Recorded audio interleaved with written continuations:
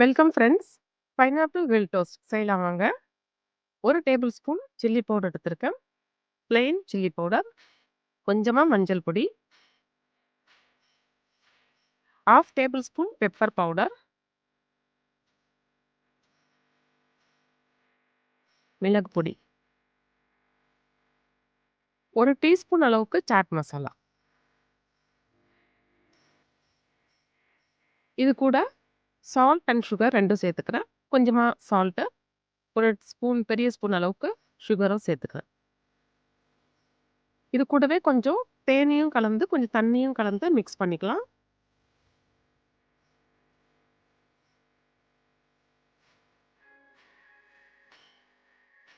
உங்கள எத்தன பேருக்கு பைனாப்பிள் ரொம்ப பிடிக்கும்னு கமெண்ட்ஸ்ல சொல்லிடுங்க.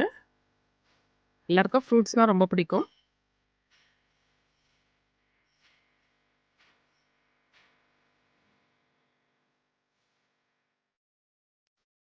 இது வந்து ஈவினிங் டைம்ல வந்து காஃபி, டீயோட இந்த மாரி பைனாப்பிள் டோஸ்ட் செஞ்சு குடுக்கலாம்.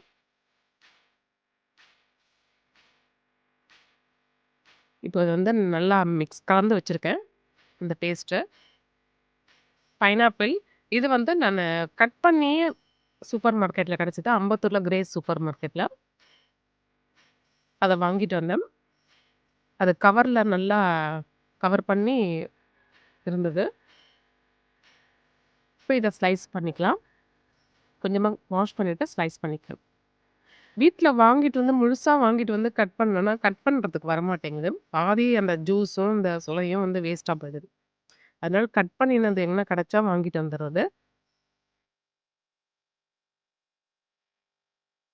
அந்த நைஃப் வந்து நல்லா ஷார்ப்பா இருக்கணும். அப்பதான் ஈஸியா கட் பண்ண வரும்.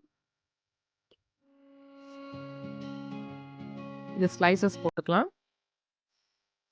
பைனாப்பிள் இது வந்து சிம்பிளா வெறும் மசாலா, மிளகும், சில்லியும், உப்பும் லைட்டா கலந்து கூட அப்படியே சாப்பிடலாம். இல்லன்னா கொஞ்சம் சுகர், ஹனி இத கலந்து மிக்ஸ் பண்ணி மேல தூவிட்டு கூட சாப்பிடுவோம்.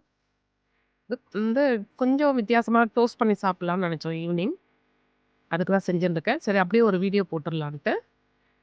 இந்த மசாலா வந்து எல்லா ஸ்லைசஸ்லயும் நான் தடவிக்கிறேன்.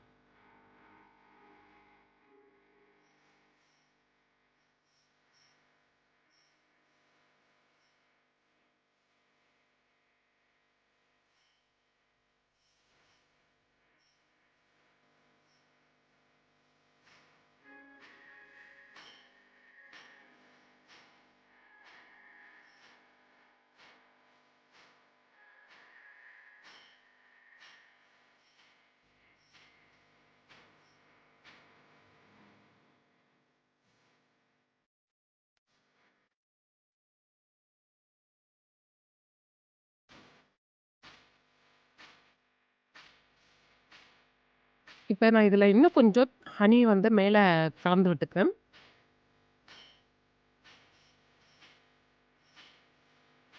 நீங்க மசாலாலயே நெறைய போட்டுருக்கலாம். நான் வந்து அப்புறமா இன்னும் கொஞ்சம் போட்டுக்கலான்னு தோணுச்சு. அதனால தான் இப்ப போடுறேன். இது நீங்க டோஸ்ட் பண்ணினதுக்கு அப்புறம் கூட மேல கொஞ்சம் ஸ்ப்ரெட் பண்ணிட்டு சாப்பிடலாம். நல்லாருக்கும். நம்ம இஷ்டம் தான் சாப்பிடுறது எல்லாமே. நம்ம டேஸ்ட்டுக்கு ஏத்த மாரி, நம்ம ருசிக்கு ஏத்த மாரி செஞ்சு சாப்பிட வேண்டியது தான்.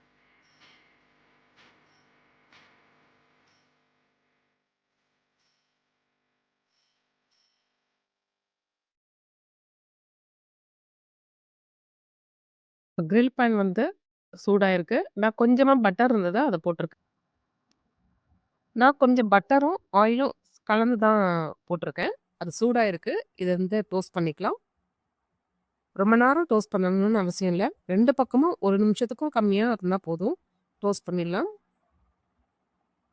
ரொம்ப நேரம் டோஸ்ட் ஆகும்போது அ டேஸ்ட் வந்து கொஞ்சம் வேற மாரி இருக்கும்.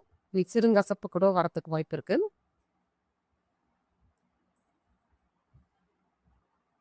ஒரு பக்கம் டோஸ்ட் ஆயிருக்கு. திருப்பி போட்டுக்கலாம்.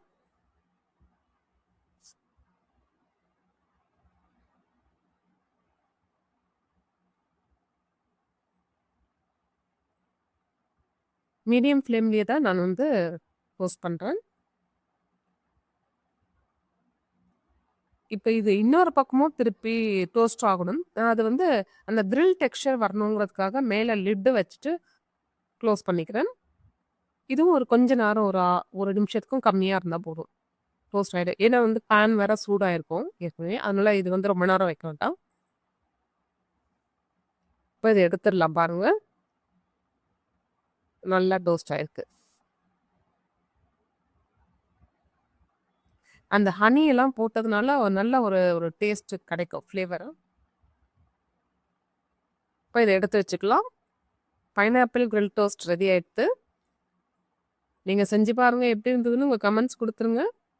சப்ஸ்கிரைப் பண்ணாதவங்க பண்ணிடுங்க. மீண்டும் அடுத்த வீடியோல பார்க்கலாம்.